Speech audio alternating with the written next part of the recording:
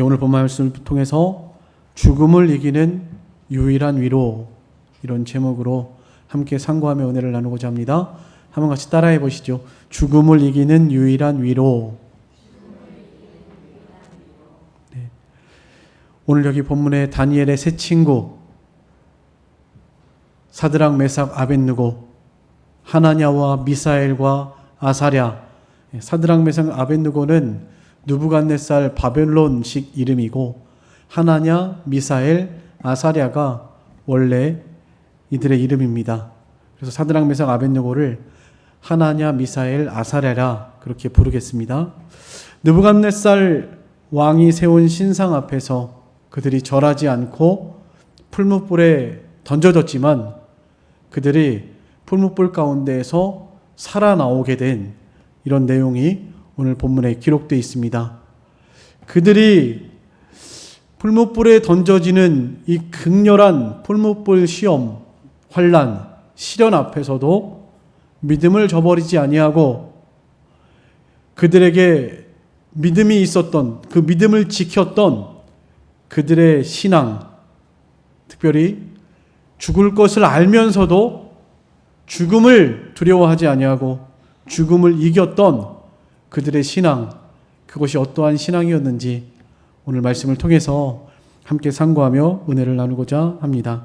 그래서 그걸 유일한 위로라 이렇게 제가 제목을 붙였습니다.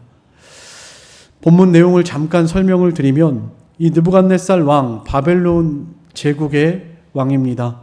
바벨론이 주변 아수르를 무너뜨리고 주변의 여러 나라들을 정복하고 또 이스라엘 백성들이 살고 있는 남쪽 유다도 세 번에 걸쳐서 포로 잡아가면서 이제 주전 586년에 예루살렘이 완전히 멸망을 당하고 또 이 바벨론 느부갓네살 왕을 통한 바벨론 제국이 많이 강성해져 있는 그럴 즈음에 이제 바벨론 느부갓네살 왕이 그 바벨론 두라 평지에 금으로 된 신상을 만들어 놓고 그 신상에게 낙성 예식을 하기 위해서 많은 사람들을 불러 모았습니다. 그 신상의 높이가 60규빗이라고 되어 있는데 우리나라 미터로 환산을 하면 그 27m 정도 됩니다. 상당히 큰 그런 우상입니다. 그것도 금으로 만들었다고 그랬으니까 얼마나 참 대단한 우상인지 모릅니다. 그렇게 신의 형상, 우상을 만들어 놓고요. 모든 바벨론 도에 있는 모든 관원들을 다 부른 것입니다. 궁전에 있는 사람들이든지 바벨론 전국에 흩어져 있는 모든 도를 다스리는 사람들이든지 모든 이런 관원들을 다 불러 모았습니다. 이 나라의 이 제국주의를 가지고 나라를 세워나가던 사람들의 특징 중에 하나가 바로 이런 행위인 것 같습니다. 왜냐하면 자신의 나라를 든든히 하고 또 자신에게 굴복하게 하기 위해서 자신이 섬기는 신을 섬기게 하는 이런 낙성 예식을 우리 과거 역사 속에서도 많은 왕들이 행했던 일이다라고 생각하시면 되겠습니다. 이 바벨론 느부갓네살 왕도 많은 사람들이 바벨론이 섬기는 신 그리고 바벨론 왕 앞에 바벨론의 그 신 앞에 경배하고 절하고 섬기게 하기 위해서 바벨론의 제국을 이렇게 강대하게 하신 신은 이 금신상, 바벨론의 신이다. 이것을 나타내기 위해서 모든 사람들을 불러 모은 것입니다. 주변 나라들을 정복하긴 했지만 그 나라들의 충성심을 확인하기도 하고요. 그래서 많은 사람들을 불러놓고 이제 나팔을 불면 그 나팔 소리와 악기 소리가 날 때 신상 앞에 엎드려서 절해라. 만약에 절하지 않으면 극렬히 타오르는 저 풀무불에 던져놓겠다. 이렇게 느부갓네살 왕이 명령을 했습니다. 거기 모인 사람들 중에서는 다니엘의 세 친구들 하냐냐와 미사엘과 아사랴가 거기에 있었습니다. 이들은 바벨론 모든 사람들보다도 지혜가 뛰어났고 우리 1장에서 보신 것처럼 지혜가 뛰어났고 왕이 무슨 일을 물어보면 지혜롭게 다른 사람보다 10배나 낮게 아주 명쾌하게 답을 하고 해석하고 또 지혜로운 그런 사람들이었기 때문에 다니엘은 총리 중에 한 사람으로 세우고, 그리고 하나냐와 미사엘과 아사랴는 각 도를 담당하는, 오늘날로 말하면 도지사죠. 도지사로 세워서 각 도를 그렇게 주관하고 담당하도록 했습니다. 근데 이제 불려온 것입니다. 도지사들도 다 불려온 거예요. 그래서 왕이 세운 신상 앞에 서서 이제 나팔 소리가 울릴 때 모두가 다 절을 해야 하는 그런 상황 가운데 있습니다. 그때 하나냐와 미사엘과 아사랴, 그들은 왕의 명령을 거역하고 왕이 만든 신상 앞에서 절하지 않았습니다. 그 절하지 않았으니까 옆에 있던 사람들이 그 절하지 않은 모습을 보고 왕에게 고발을 합니다. 거기 1절 12절에 보면 누구든지 엎드려 절하지 아니하는 자는 맹렬히 타는 풀무불 가운데 던져 넣음이라 당하리라 하지 아니하셨나이까. 이제 몇 사람 유다 사람 사드락과 메삭과 아벳느고는 왕이 세워 바벨론 지방을 다스리게 하신 자이거늘 왕이여 이 사람들이 왕을 높이지 아니하며 왕의 신들을 섬기지 아니하며 왕이 세우신 금심상에게 절하지도 아니하나이다. 이렇게 고발을 했습니다. 느부갓네살 왕이 그들을 불렀습니다. 처음에는 자신의 명령을 거역하고 거기에 대한 분노하는 마음, 그런 마음으로 당장 그들을 잡아오라. 그래서 그들을 불러왔습니다. 그래서 그들이 왕 앞에 이제 끌려오게 됐습니다. 근데 그 얼굴을 보니까 이 느부갓네살 왕이 너무나 신임하고 아끼는 사람들이에요. 그래서 좋은 말로 다시 그들에게 한 번 더 기회를 줍니다. 한 번 더 기회를 주면서 너희가 혹시 듣지 못한 것이 아니냐. 그러니까 다시 나팔 소리를 한 번 더 불 건데 그때 내가 만든 신상 앞에 엎드려서 절하라. 절하면 참 좋겠다. 그렇지 않으면 극렬히 타는 풀무불 가운데 너희를 건져낼 것이고 너희들을 건져낼 신이 없을 것이다. 왜냐하면 바벨론의 신이 제일 강하고 제일 크고 바벨론 나라가 제일 강하고 크고 내가 이 세상 나라에서 가장 강한 왕이기 때문에 나의 명령을 거역할 자가 아무도 없다. 또 바벨론의 신 앞에서 아무도 그 신들이 건져내지 못할 것이다. 이렇게 말한 것입니다. 그러나 거기에 대해서 이 하나냐와 미사엘과 아사랴가 왕에게 답변을 하는데 이 답변의 내용이 세 가지예요. 먼저 첫 번째는 이 일에 대해서 왕에게 대답할 필요가 없습니다. 이렇게 대답을 했습니다. 16절 한번 같이 읽어보겠습니다. 시작. 사드락과 메삭과 아벳느고가 왕에게 대답하여 이르되 느부갓네살이여 우리가 이 일에 대하여 왕에게 대답할 필요가 없나이다. 대답할 필요가 없나이다. 왕이 한 번 더 기회를 준 것은 혹시 나팔 소리를 듣지 못해서 내가 명령한 것이 어떤 의미인지 몰라서 너희들이 못했을 수도 있으니까 다시 한번 기회를 주는 것인데 너희들이 절했으면 좋겠다. 이런 마음에서 한 번 더 기회를 준 거였거든요. 근데 이 하나냐와 미사엘과 아사랴는 대답할 필요가 없습니다. 왕이 했던 말이 무슨 말인지 다 알아들었고 왕이 2번, 3번, 100번, 1000번을 명령한다고 할지라도 우리는 왕이 세운 그 금신상 앞에서 절하지 않겠습니다. 이런 의미로 왕에게 대답할 필요가 없나이다. 이렇게 말한 것입니다. 이것은 우리의 신앙이 변함없습니다. 변함없는 그들의 신앙을 드러낸 것입니다. 하나냐와 미사엘과 아사랴가 극렬히 타오르는 풀무불에 던져질 것을 알면서도 그들이 왕의 명령을 거역했던 것은 하나님의 말씀에 대한 또 하나님께 대한 불변의 신앙이 있기 때문에 그것을 거역할 수가 있었습니다.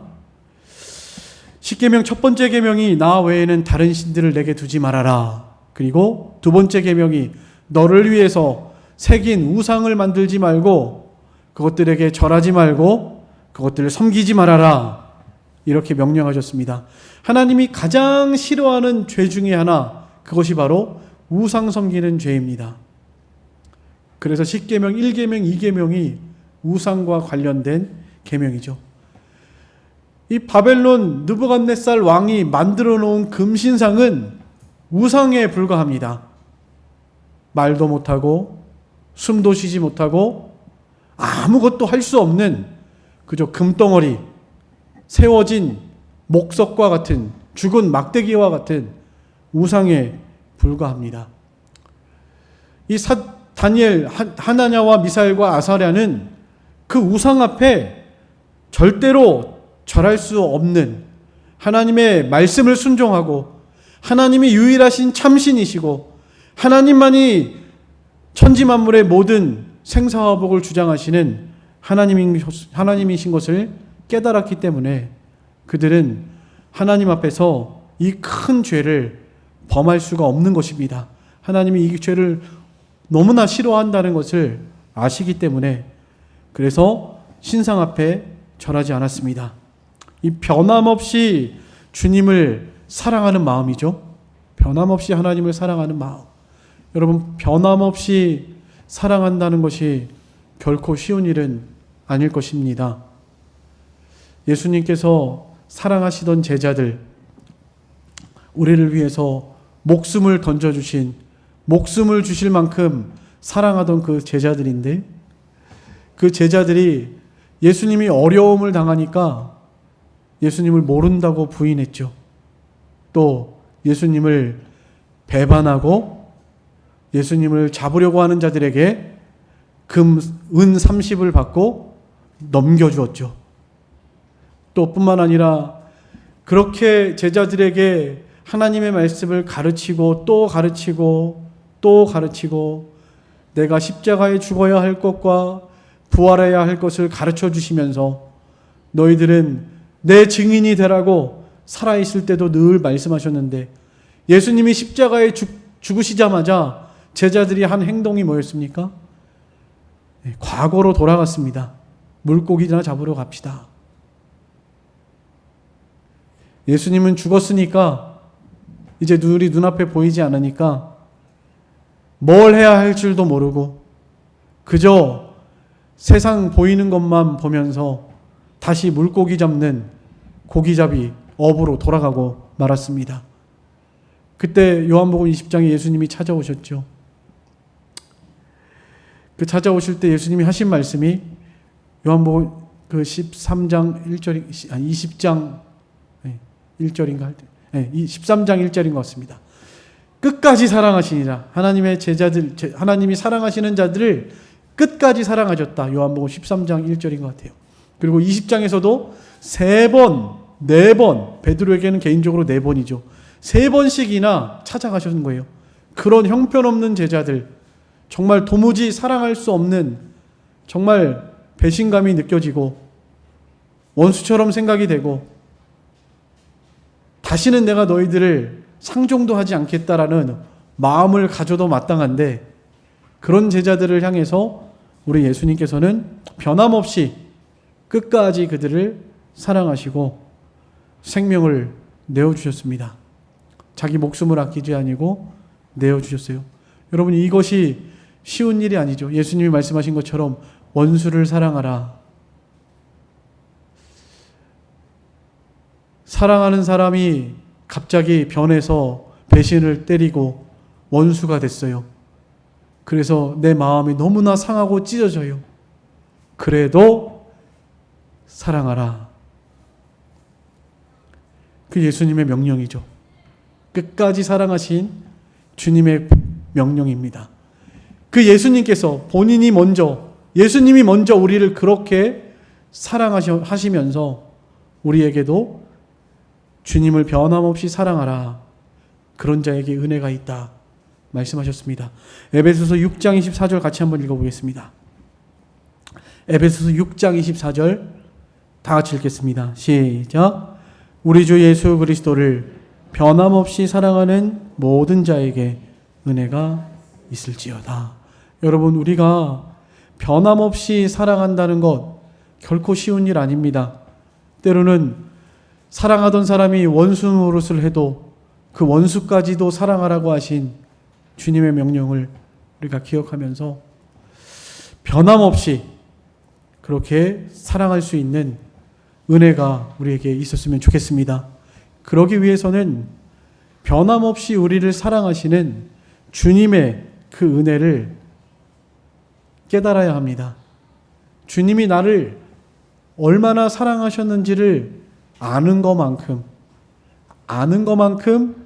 주님을 사랑할 수 있을 것 같아요.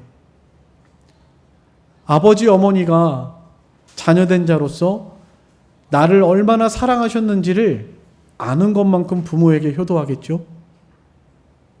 어렸을 때는 잘 몰라도 점점 커가면서 알잖아요.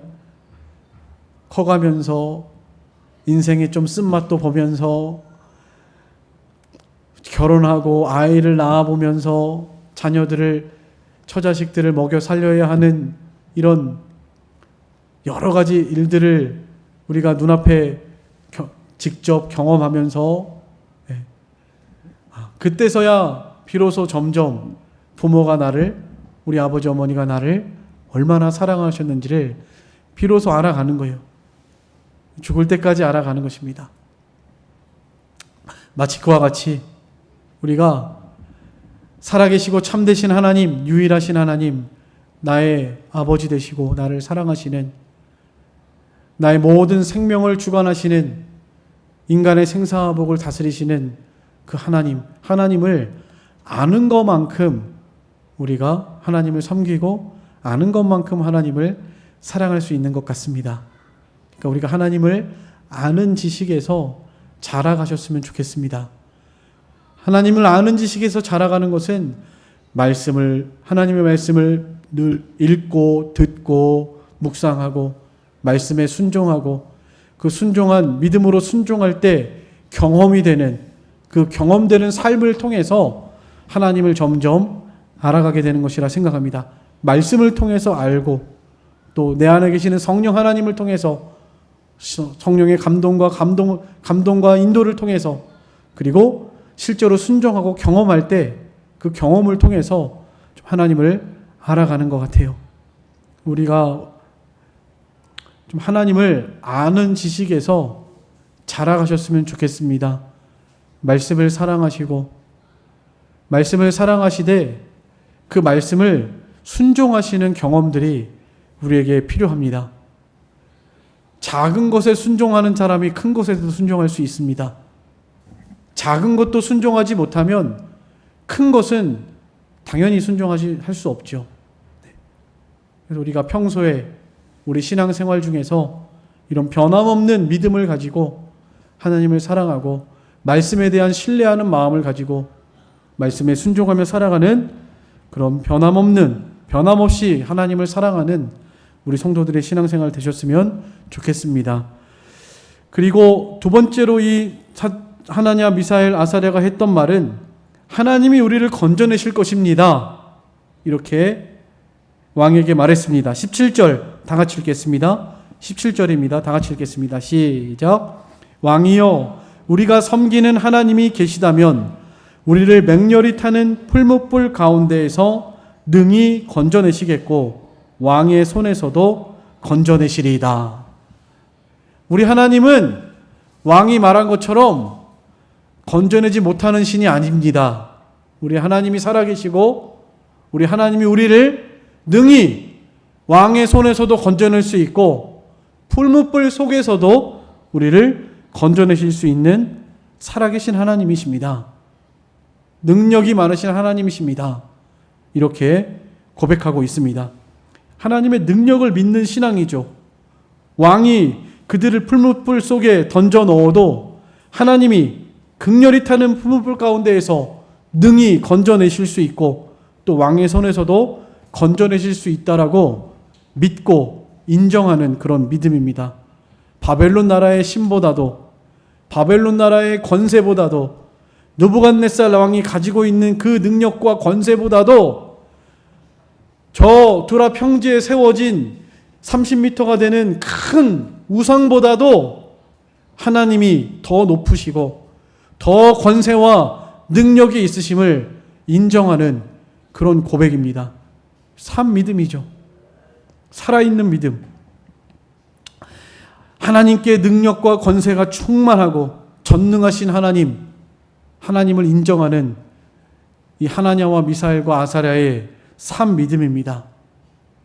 오늘날 우리들에게도 있어야 할 믿음이라고 생각이 됩니다.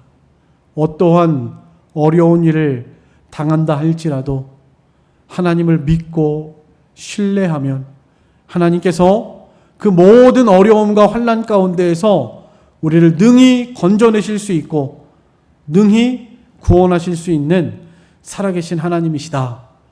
하나님이 하시고자 하시면 풀무불 아무리 뜨거워도 머리털 하나 상하지 아니하도록 옷에 실오라기 하나 타지 않도록 만능으로 지켜주시는 하나님, 그 하나님이 우리가 섬기는, 우리가 신뢰하는 하나님이십니다. 여러분, 우리가 평안하고 안전할 때 그때는 하나님을 잘 요새는 평안하고 안전하니까 하나님을 더 떠나는 시대인 것 같습니다. 평안하고 안전하니까 그저 잘 먹고 살만하고 하나님 없어도 살만하니까 하나님 떠나는 그런 시대. 신명기 8장에 있는 것처럼 하나님이 많은 복을 주셨는데 하나님을 잊어버리는 시대, 그런 시대에 우리가 살아가고 있는 것 같습니다. 어쨌든 어려울 때가 이렇게 좀 하나님 앞에 나와서 좀 간절히 부르짖고 하다가도 그 환난과 어려움이 너무 강하고 너무 심하면 이제 믿음을 완전히 버리고 떠나버리는 그런 경향이 참 많이 있는 것 같습니다. 그것은 마치 이 우상 덩어리보다도 하나님이 더 약한 분으로 그렇게 믿고 섬기는 것이라고 생각합니다. 하나님의 말씀보다도 세상이 주는 지식들, 세상이 주는 여러 가지 그런 세상에서 어떻게 살아가야 하는지 우리에게 주시는 그런 지혜들, 지식들, 그것들을 더 신뢰하고 하나님의 말씀을 무시하는 그런 상태에서 말씀을 버리고 거역하고 살아가는 이런 삶을 살아가고 있는 이런 시대가 아닌가 생각을 합니다. 하나님께서는 우리의 모든 생명을 주관하시는 분이시고 인간의 모든 생사화복이 하나님께 달려있다는 것을 꼭 기억하셨으면 좋겠습니다. 하나님이 죽이기도 하시고 살리기도 하시고요. 그리고 지옥에 멸하기도 하시고 천국으로 인도하기도 하시는, 가난하게도 하시고 부하게도 하시고 낮추기도 하시고 높이기도 하시는 그분이 살아계신 우리 하나님 아버지시다. 아무리 힘들고 어려워도 말씀에 순종하면 하나님이 지켜주시고 보호해주시고 되게 하시는 하나님이시다. 홍해바다가 우리 앞을 가로막고 있어도 마른 땅으로 건너게 하시는 분이 하나님이시고요. 우리 하나님께 모든 능력이 있다는 것을 꼭 기억하셨으면 좋겠습니다. 실제로 삶 속에서 좀 어렵고 힘든 일을 당해도 내가 믿음을 지킬까 아니면 세상의 이런 지혜를 따라갈까 하는 선택의 순간들이 우리에게 분명히 있거든요. 여러분 잘 아시는 대로 과거에 일제 신사참배 때 일본의 천황에게 절하라, 신사에 참배하라 강요했죠. 심지어는 교회 안에서도 예배드리기 전에 신사에 참배하고 그리고 예배드려라 이렇게 명령을 했습니다. 그때 대다수, 그러니까 그 당시에는 기독교가 총노예였는데, 총 하나였는데 거기서 38자 총회 때 결의했죠. 그건 국가의 권세에 복종하는 것이니까 가하다.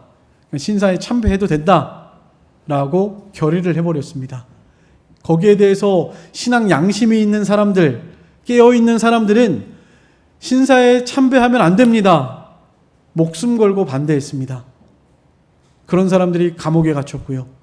매 맞고 숨지고 순교당하고 목사 쫓겨나고 자기들만 예수 믿는 줄 아냐? 너희들은 필요 없다. 순종하지 않고 총 기독교 노회에서 결정한 건데 왜 불복하느냐? 쫓겨나는 거예요. 쫓겨나고 믿음 지키다가 옥에 갇히고 믿음 지키다가 매 맞고 믿음 지키다가 순교당하고 현실적인 문제인 것 같아요. 왜 그렇게 했을까요? 살려고. 살아야 하니까. 살아야 하니까 그렇게 선택한 것입니다.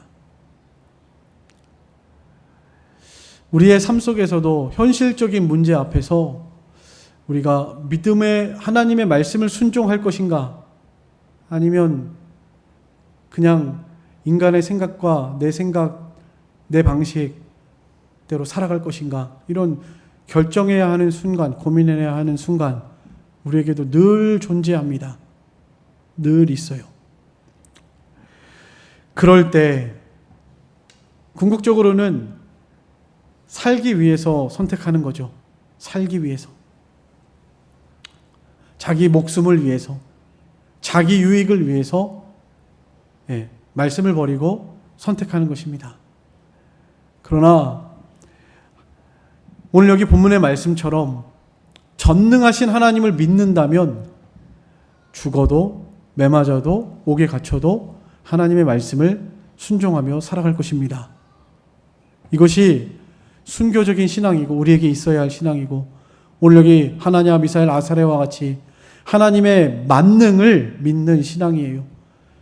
여러분, 하나님을 우리가 능력 없는 그런 신으로 만들지 마시고 하나님의 능력을 신뢰하고 믿고 그렇게 순종하며 살아가는 저희들의 신앙생활이 되셨으면 좋겠습니다.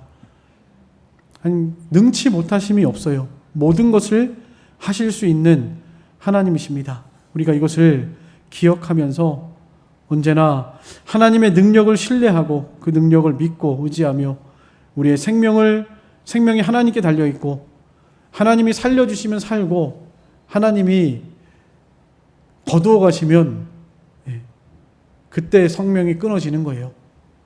세상 권세를 두려워할 필요도 없고 그들이 죽인다고 해도 하나님이 못 죽이게 하면 안 죽는 거고요. 오늘 여기 본문에서처럼 안 죽는 거예요. 하나님께 생명이 달려있고 하나님께 만능이 달려있다. 능력이 하나님께만 있다. 이것을 믿는 이 신앙이 있기 때문에 이렇게 왕 앞에서 그 우상에게 절하는 것을 거절할 수가 있었습니다. 마지막으로 세 번째는 그리 아니하실지라도 18절입니다. 18절 한번 다 같이 읽겠습니다. 18절 시작. 그렇게 하지 아니하실지라도 왕이여 우리가 왕의 신들을 섬기지도 아니하고 왕이 세우신 금신상에게 절하지도 아니할 줄을 아옵소서. 그리 아니하실지라도 이것은 혹시 하나님이 풀무불에서 왕의 손에서 건져주지 않고 그대로 그냥 던져서 죽을지라도 그런 의미예요. 죽음을 두려워하지 않는 신앙입니다. 육신이 불에 타 죽어도 우상에게 절하지는 않겠습니다. 육신의 목숨은 죽든지 살든지 하나님의 말씀을 생명으로 삼은 신앙이에요. 여러분, 사람이 한 번 죽는 것은 정한 것이죠. 세상에 안 죽는 사람은 한 사람도 없습니다. 늙어서 죽고 병들어서 죽고 사고로 죽고 여러 가지 이유로 정한 때가 되면 하나님이 부르시는 때가 되면 그 생명을 이제 딱 끝내고 가야 해요. 내가 살고 싶다고 더 사는 것도 아니고 빨리 죽고 싶다고 죽는 것도 아닙니다. 하나님이 정한 때가 있어요.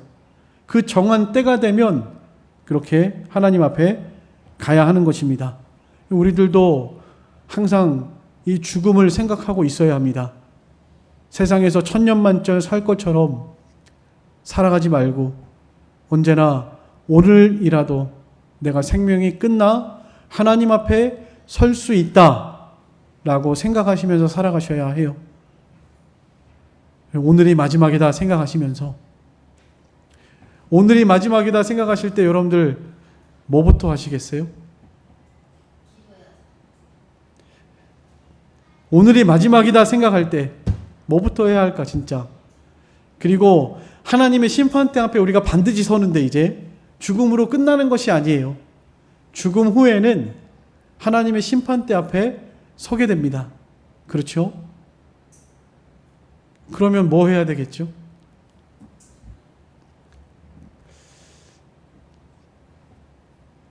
하나님의 심판대 앞에 서게 되는데 우리가 사람이 한번 죽을 때 제일 복된 죽음, 그 죽음은 바로 예수님을 믿고 구원받아 주님 안에서 죽는 것입니다. 그렇죠? 가장 복된 죽음이에요. 나는 예수를 믿었다. 근데 아직 남편, 자녀들, 부모, 형제, 사랑하는 사람들이 아직 예수를 믿지 않았다. 내가 오늘만 산다 생각하면 뭐부터 하시겠어요? 좀 생각 좀 해보세요. 뭐부터 하시겠어요, 정말? 내가 오늘만 살고 이제 끝나요, 내 생명이. 그 뭐부터 하시겠냐고요. 사랑하는 사람들에게 복음을 전해야죠.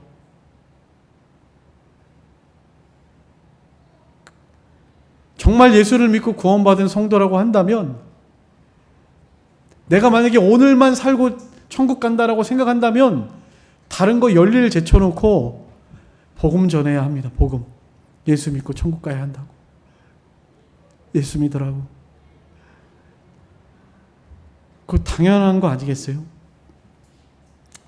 예수 믿고 죽는 것, 그것이 가장 복된 죽음입니다.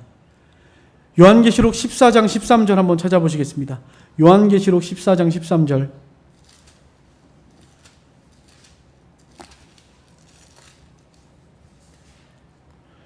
요한계시록 14장 13절 다 같이 읽겠습니다. 시작. 또 내가 들으니 하늘에서 음성이 나서 이르되 기록하라. 지금 이후로 주 안에서 죽는 자들은 복이 있도다 하시매 성령이 이르시되 그러하다. 그들이 수고를 그치고 쉬리니 이는 그들의 행한 일이 따름이라 하시더라. 네. 죽기 전에 예수 믿고 죽는 것. 그래서 누군가가 사랑하는 사람이 병들어서 누워있을 때 그 사람이 예수를 믿지 않는다면 여러분들이 꼭 하셔야 할 일, 제일 중요한 일, 예수님 믿고 천국 가셔야 합니다. 그 말을 해주셔야 해요. 언제 죽을지 모르는 누워있는 내 사랑하는 사람에게 그가 아직 예수를 믿지 않고 있다면 예수님 믿고 천국 가라고 꼭 복음을 전해주셔야 합니다. 가장 복된 죽음은 바로 예수 믿고 죽는 것입니다. 예수님을 믿고 죄사함을 받아 의롭다함을 얻는 것이고 영생에 들어가는 것이고 그리고 영원히 하나님 나라에서 사는 것, 그것이 가장 복된 죽음이죠. 그래서 주 안에서 죽는 자들은 복이 있다, 이렇게 말씀하셨습니다. 그리고 주님을 위해서 죽는 것이 복됩니다. 병들어 죽고 사고로 죽고 늙어 죽는 것보다 믿음 지키다가 죽는 것이 복되단 말이에요. 훨씬. 나를 위해서 자기 목숨을 버리신 주님을 위해서, 나도 주님을 위해서 내 목숨을 버릴 수 있다면 그것이 곧 은혜 갚는 것이고, 그것이 하나님 앞에 설 때 또 가장 복된 죽음입니다. 그래서 시편 116편 15절에 같이 읽겠습니다. 시편 116편 15절 다 같이 읽겠습니다. 시작. 그의 경건한 자들의 죽음은 여호와께서 보시기에 귀중한 것이로다. 네, 여호와께서 보시기에 귀중한 것, 경건한 자의 죽음. 여기 경건한 자라고 해서 앞뒤 문맥을 살펴보면 환난과 핍박 중에 죽임 당하는 것을 말하는 거예요. 주님을 사랑해서 믿음을 지키다가 환난과 핍박을 당해서 죽임을 당하는 그 성도의 죽음을 하나님이 귀중하게 보신다고 그랬고요. 요한계시록 6장에 보면 순교자의 수가 차기까지 하나님이 기다린다고 그랬습니다. 순교자의 수가 차기까지, 그러니까 순교자의 숫자가 있다니까요. 하나님이 기다리시는, 하나님이 예배해 놓으신 이 순교자의 숫자, 그 복된 자리. 우리가 한 번 왔다가 한 번 가는 것은 정한 것이고요. 그 후에 하나님 앞에 심판이 있는데 이 세상에서 어떻게 살다가 가야 되겠습니까? 예수 믿고 구원받아서 주님 안에서 살다가 그렇게 천국 가셔야 되겠고요. 그리고 이 세상에 살아가는 동안에 좀 주님을 위해서 살다가 갈 수 있는 그런 저희들의 신앙이 되셨으면 좋겠습니다. 사랑하는 나의 자녀들, 나의 남편, 내 부모님들 아직도 예수 안 믿는다면 전도해야죠. 나중에 하나님 앞에 가면 물어보십니다. 그 핏값을 찾는다고 그랬죠? 에스겔 37장에서. 전도하지 않으면 너 왜 그 전도하라고 붙여놨는데 왜 전도 안 했냐? 왜 복음을 안 전했냐? 하나님이 책망하신다니까요. 우리를 예수를 먼저 믿게 한 이유는 복음 전하게 하기 위해서입니다. 사랑하는 남편에게, 자녀들에게, 형제들에게, 만나는 주변 사람들에게 복음 전하게 하려고 우리 예수 믿고 구원받게 하신 거거든요. 그래서 우리가 하나님 앞에 심판대 앞에 설 때 반드시 물어보세요. 너 왜 복음 안 전했냐? 너 사랑하는 엄마, 아빠, 자녀, 남편, 아내, 친구에게 왜 복음 안 전해줬냐? 그렇게 책망하십니다. 전했다면 그 핏값은 그에게 있고 전하지 않았다면 그 핏값을 너의 손에서 찾겠다 그러셨죠. 우리가 복음 전할 사명이 있다는 것 여러분 꼭 기억하시면서 이 세상 살면서도 좀 믿음으로 살아가시고 하나님을 기쁘시게 하는 삶을 살아가되 특별히 하나냐 미사엘 아사랴와 같이 죽음을 두려워하지 아니하고 믿음의 길을 담대하게 걸어갔던 그리 아니하실지라도 하나님의 말씀을 우리가 거역할 수 없습니다. 왕이 만든 신상 앞에 절할 수 없습니다. 이렇게 담대하게 신앙을 고백하면서 믿음의 길을 걸어갔던, 그래서 실제로 풀무불에 던져져 버렸죠. 그래도 믿음을 지킬 수 있는 그런 우리들의 신앙이 되셨으면 좋겠습니다. 이제 오늘 가장 중요한 거 마지막으로, 그러면 이 사드락, 이 하나냐, 미사엘, 아사랴 이 세 사람에게는 과연 어떠한 믿음이 있었기에 이렇게 죽음을 이기는 이런 믿음을 지키는 삶을 살아갔는가? 그들에게 있어서 유일한 위로가 무엇이었는가? 그것은 바로 오직 예수 그리스도, 나를 위해서 십자가 지시고 나를 위해서 죽어주시고 나에게 생명 주시고 나를 지키시고 보호하시고 나와 항상 함께 하시고 동행하시는 예수 그리스도, 그 예수 그리스도만이 이 하나냐, 미사엘, 아사랴에게는 유일한 위로였습니다.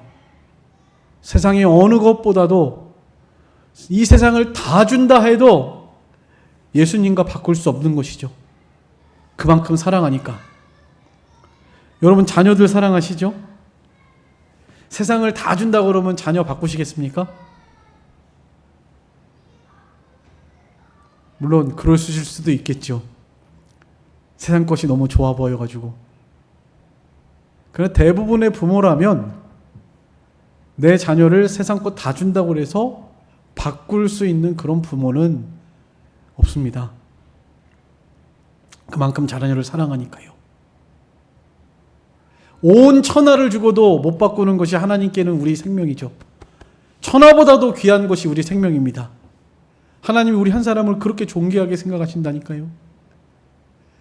그런 하나님의 사랑을 우리가 좀 안다면 우리도 하나님을 사랑하고 하나님을 사랑해서 천하를 다 준다고 해도 예수님이 더 좋습니다. 예수님과 바꾸지 않을 겁니다. 이렇게 고백하실 수 있는 여러분들이 되셨으면 좋겠습니다. 아까 제가 기도할 때도 잠깐 말씀드렸는데 하이델베르크 요리문답 제1문에서 이렇게 우리에게 묻습니다. 살아서나 죽어서나 당신의 유일한 위로는 무엇입니까? 거기에 대해서 이렇게 답해요. 답을 다 같이 한번 읽어보시죠. 네. 다 같이 읽어보겠습니다. 시작. 살아서나 죽어서나 나는 나의 것이 아니요 몸도 영혼도 나의 신실한 구주 예수 그리스도의 것입니다. 그리스도께서는 그의 보혈로 나의 모든 죄값을 완전히 치르고 나를 마귀의 모든 권세에서 해방하셨습니다.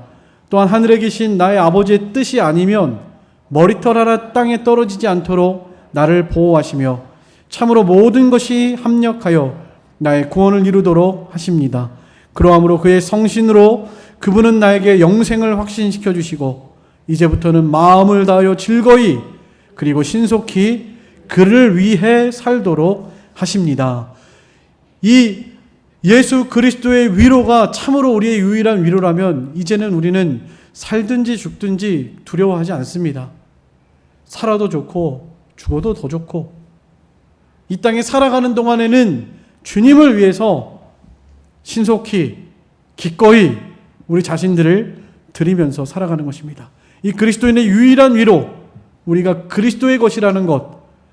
여러분, 세상은 우리를 책임 못 져줍니다. 나를 가장 사랑하는 부모님도 나를 책임을 못 져줘요. 내가 병들어서 죽으면 그거 어떻게 살릴 수 없어요. 부모가 어떻게 살려요? 의사가 어떻게 살려요? 못 살립니다. 생명이 하나님께 있고 하나님께서는 죽음 이후에도 우리를 책임지시죠. 영원히. 그리고 우리의 친아버지 되시는 분이 하나님이시죠. 이 세상의 모든 수고와 무거운 짐, 슬픔과 애통하는 것과 죽음을 다 내려놓고 이제 하나님 안에서 편히 쉬게 하시려고 그를 불러가시는 것입니다. 그리고 그를 위로하시는 거예요. 고생했다 그동안. 세상에서 사느라 수고 많았다. 이제 여기서 편히 쉬어라. 그러시려고 데려가시는 거죠. 그러니까 우리 믿는 자에게는요, 사는 것도 좋고 죽는 것은 더 좋고 사실은 사는 것이 힘들죠. 믿음 지키기 힘들고 마귀와 싸워야 하고 선한 싸움 싸워야 하고 달려갈 길 달려가야 하고 믿음을 지켜야 하고 특별히 우리가 살아가는 이 말세에는 이제 정말 목숨을 내놓아야 하는 주님 재림이 가까운 이러한 시대에 살아가고 있는데 사실은 너무나 저는 그런 생각이 들어요. 우리 자녀들이 앞으로 이제 우리 시대에 주님이 오실 수도 물론 있고요. 앞으로 우리 자녀들이 우리가 살아가는 이 시대보다도 더 어려운 시대에 살면서 믿음을 지켜야 하는데 너무나 불쌍하고 사실은 안타깝고 그래요. 그러니까 그만큼 세상의 삶이 더 어렵다는 거죠. 믿음 지키기 어렵고 믿음으로 살아내기가 어렵고 승리하기가 힘든 이런 세상에서 우리가 살고 있습니다. 그러니까 살아도 좋고 죽으면 더 좋고 이 사드락 메삭 아벳느고 하나냐 미사엘 아사랴의 신앙이 바로 그런 신앙이죠. 오직 예수 그리스도만이 나의 소망이시고 이 세상에 소망이 있는 것이 아니라 주님과 함께 영원히 살 나라 그곳에 소망을 두고 살아갔기 때문에 그것만이 유일한 위로이기 때문에 세상에서 누구도 나를 책임져 줄 수 없어도 나를 영원히 책임져 주실 수 있는 그분께 맡기는 것이죠. 하나님께. 죽음 이후에도 나를 책임져 주실 그 하나님 얼마나 든든해요. 여러분 은행에 돈 맡기실 때 든든해야 맡기지 않겠어요? 그 은행이 불안하면 맡기나요? 못 맡기겠죠. 우리 사람은 다 그래요. 세상은 그렇고요. 거기에다가 우리가 기대고 의지하고 살지 마시고 참으로 살아계시고 참되신 하나님께 맡기고 하나님께 의지하고 그것만이 우리의 유일한 위로라는 것을 기억하시면서 살아갈 때 이런 죽음도 두려워하지 않는 이런 믿음으로 살아가게 될 줄로 믿습니다. 아무쪼록 우리의 삶과 생활 가운데에서 하나냐와 미사엘과 아사랴와 같은 이런 신앙의 고백과 또 유일한 위로로 삼고 주님을 유일한 위로로 삼고 살아가시면서 풀무불에 던져졌을 때 몇 사람이 있었죠? 4사람이 있었죠? 3사람 던졌는데 4사람. 마지막 4번째 사람은 누구라고 그랬죠? 신들의 모양과 같다고 그랬습니다. 예수 그리스도이십니다. 풀무불 안에서도 예수님이 찾아오신 거죠. 원래는 항상 같이 계셨는데 풀무불에 들어가니까 이제 진짜 강하게 힘있게 그들을 붙드시는 거죠. 네. 고생했다. 믿음 지키느라 수고했다. 하나님이 보호해 주신 것입니다. 내가 너와 함께 있다. 걱정하지 말아라. 저 느부갓네살 왕이 저 풀무불이 저 마귀가 너희를 결코 해할 수 없어. 내가 너희를 지키기 때문이야. 그러면서 나타나신 것입니다. 머리털 하나 상치 아니하도록 주님이 보호해 주신 것이죠. 여러분 우리의 삶 속에서도 주님이 함께 하신다는 것을 꼭 기억하시면서 마태복음 1장 23절 주님의 이름의 뜻이 뭐죠? 같이 읽겠습니다. 마태 1장 23절 다 같이 읽겠습니다. 시작. 보라 처녀가 잉태하여 아들을 낳을 것이요 그의 이름을 임마누엘이라 하리라 하셨으니 이를 번역한즉 하나님이 우리와 함께 계시다. 한번 따라해 보시죠. 하나님이 나와 함께 하십니다. 시작. 네, 주님이 여러분과 함께 하시니까 두려워하지 마시고요. 걱정하지 마시고요. 주님의 능력을 믿고 신뢰하면서 살든지 죽든지 내 인생을 주님께 맡기고 살아가시는 저희들의 신앙이 되셨으면 좋겠습니다.